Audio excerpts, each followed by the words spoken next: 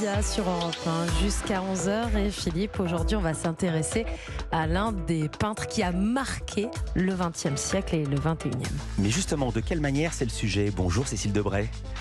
Vous êtes historienne de l'art, il faut vous approcher du micro, commissaire d'exposition et surtout vous êtes la présidente du musée Picasso à Paris. Avec vous, on va célébrer les 50 ans de la disparition de Pablo Picasso avec vous. Mais pas seulement avec vous. Bonjour Laurent Grelsheimer. Bonjour. Vous êtes journaliste et vous êtes un des cofondateurs du 1, ce magazine très particulier qui consacre en plus, particularité dans la particularité, un hors-série à Picasso. Je vais commencer par vous. Pourquoi un numéro spécial du 1 consacré à Picasso? Parce que des grandes figures de l'art, il y en a beaucoup, et tant mieux. Vous pourriez faire un hors-série, pas toutes les semaines, mais tous les mois. Oui, quasiment. Non, il y a une raison précise, c'est les 50 ans de sa mort, et on a voulu marquer cet événement.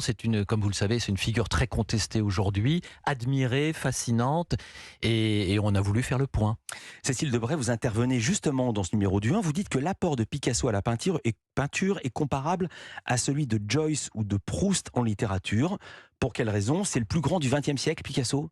Comme on dit ici en France que Proust est le plus grand, même indépassable, du XXe siècle. Oui, c'est vraiment la figure dominante de l'histoire de l'art, mais également, je dirais, en termes de notoriété, du marché de l'art, enfin, tous les domaines. C'est vraiment une figure, la figure du peintre engagé, la figure de celui dont les œuvres atteignent les plus hauts prix sur le marché de l'art, celui dont le nom est omniprésent en histoire de l'art, etc., etc. Et c'est même une figure pop, je pense Andy Warhol, puisqu'il a même une Citroën à son nom.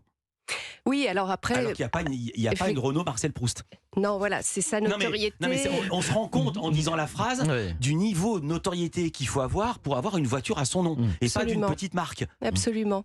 Et il y a beaucoup de raisons à ça, mais effectivement, il a été aussi l'une des premières figures en tant qu'artiste, à être une figure pop, c'est-à-dire une figure télévisuelle. Il a vraiment, dès les années 60, été filmé, regardé. Ah, alors c'est très étrange que vous parliez de ça, j'allais en parler, mais justement, Laurent Grelsheimer, moi je connaissais, j'ai vu le mystère Picasso, évidemment, j'ai aucun souvenir d'interview de Picasso, ou vaguement des images comme ceci, je le vois dans sa maison à Mougins, ou je le vois en train de faire de la poterie, et vous dites, Laurent Grelsheimer, qu'on l'a peu vu à la télévision. C'était la télé qui voulait pas de lui, ou c'est lui qui voulait pas de la télé? C'est lui, c'était un refus radical, et je pense que c'est sa grande force, parce que pour rebondir sur ce que vient de dire de manière très juste Cécile Debray, en fait Picasso, c'était pas forcément volontaire, mais il est devenu une star. Et la star, c'est quoi? La star, c'est quelqu'un qui secrète du silence autour d'elle, et plus le silence prospère d'une certaine manière, plus il y a une attente d'un mot, d'une phrase, d'un entretien. Or, de manière très délibérée, après-guerre, quand la télévision a commencé à monter en France, il a refusé de répondre aux entretiens et il a presque refusé d'être filmé. Il a beaucoup aimé être photographié. Il avait un côté un peu cabot, donc il y a un matériel fantastique si on veut publier des photos. Mais pour ce qui concerne la télévision, c'est incroyable. Le seul entretien, les 3 minutes, c'est ça ce que vous dites. Très médiocre d'une certaine manière, où il se moque un petit peu gentiment, ironiquement du journaliste qui l'interroge, c'est 3 minutes pour ses 85 ans. 85 ans. Alors justement, Laurent Grelsheimer, vous publiez un long papier qui va nous servir de trame parce que vous posez les bonnes questions, de très bonnes questions, et qui dresse un large panorama, notamment celle-ci. Comment expliquer qu'il était inconnu, ce que je ne savais pas, du grand public jusqu'à l'âge de 64 ans? Je veux dire le sens de ma question. Depuis que je suis tout petit avec mes parents, pour moi, un grand peintre, c'est Picasso. À part si on remonte le classicisme, on peut remonter à Raphaël et aux impressionnistes. Mais après, le grand peintre moderne, c'était Picasso. Et vous dites, il était inconnu du grand public jusqu'à 64 ans. Or, il y a des tableaux de 1901, la période bleue, la période rose, c'était bien avant ces 64 ans. Oui, c'est un propos qui apparaît tout à la fois paradoxal et un peu surprenant, presque choquant. En réalité, je le maintiens parce qu'il était inconnu du grand public. Évidemment, et puis 64-65 ans, c'est la libération de la France. Il traverse la guerre, et puis il arrive à la libération, il devient une sorte de héros national et international. Mais avant-guerre, il était déjà connu du monde entier, des collectionneurs, du petit cénacle. Mais voilà. Et du grand public, parfois, aux États-Unis, par exemple. Il y a eu une exposition itinérante aux États-Unis en 1939, considérable. Mais en France, il était non seulement très peu connu, sauf du milieu des collectionneurs, mais les musées nationaux le refusaient. Alors justement, j'ai lu ça sous la parole de Cécile Debray que vous interrogez. Picasso était connu dès 1901. Il y a le fameux autoportrait où il est barbu avec une grosse masse de cheveux. Vous nous apprenez qu'il faut attendre, Cécile Debray, 1947 pour voir les premiers Picasso dans un musée national français. C'est un temps très long. Entre 1901 et 1947, il y a eu les 2 guerres mondiales. Pourquoi cette frilosité des autorités françaises ?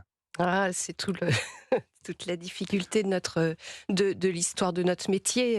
Effectivement, le rapport je dirais, de l'institution française muséale avec l'art moderne a été très très frileuse. Et ça a été je dirais, le malheur de notre profession. Donc. Mais est-ce qu'au même moment, ils exposaient des contemporains de Picasso, je sais pas, moi, Braque ou d'autres ? Non, pas du tout. Je pense qu'il y a eu... C'était tout ce pan de l'art qui était méprisé ou rendu aveugle, ou c'était Picasso spécifiquement ? Non, les conservateurs de musée étaient très conservateurs et très fermés en fait à l'art moderne. Donc il a fallu attendre des grandes figures comme Jean Cassou, qui était un des fondateurs du musée d'art moderne, pour aller presque supplier les grandes figures de l'art français comme Matisse ou Picasso de faire des dons pour ouvrir ce musée d'art moderne, parce que en fait l'État avait très très peu acheté, ou en tout cas avait mal acheté. Je dirais que c'est tout le drame sur lequel a été construit le Centre Pompidou,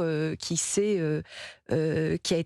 a été construit presque contre les musées de France, pour avoir un peu de liberté et pour pouvoir faire une politique d'acquisition qui soit plus en phase, pour rattraper un gros retard. Oui, bien sûr. Et Laurent Grelsamer, vous écrivez un long papier dans lequel vous expliquez que ce que je ne savais pas, que Picasso, en même temps, refusait d'être exposé.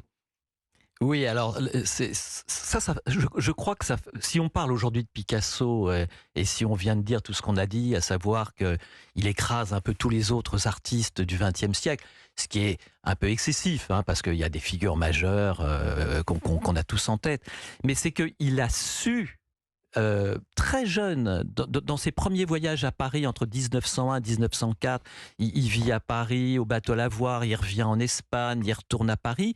Et en fait, c'est une période où il a une vingtaine d'années, où il réfléchit de manière très aiguë à ce qui se passe autour de lui. Et il voit tous ses copains exposés dans les salons, il voit ses copains refusés. Refuser ES. Voilà. Pas refuser ER d'être exposé, mais refuser ES. Exactement. Et vous dites, vous avez cette formule géniale, il refusait d'être refusé. Voilà. Et lui comprend que pour se démarquer, pour tracer une voie originale, il faut non seulement trouver sa voie en peinture, et il va mettre quand même une dizaine d'années à trouver sa vraie voie en peinture. Parce que tout le monde s'extasie sur la période bleue. Mais la période bleue, en réalité, pour lui, c'est une période sentimentale qui n'a pas d'intérêt. Nous, on l'adore. Mais lui trouve sa voie à partir des Demoiselles d'Avignon en 1907. Mais enfin bref, si vous voulez, il a, sur le plan de ses interventions publiques et de la manière d'être exposé, il a réfléchi, il a refusé d'être exposé comme tout le monde dans les salons, ce qui à l'époque était l'un des principaux biais, truchement, pour être vu et reconnu du public. Attention à ce que vous dites sur la période bleue sentimentale, parce que vous avez fait bondir Cécile Debray. Non, je suis d'accord pour dire que c'est une peinture sentimentale. Ce que je veux dire, c'est que Picasso, et on en a parlé, Picasso, c'est d'abord un peintre étranger quand il arrive à Paris. C'est un peintre espagnol qui est Et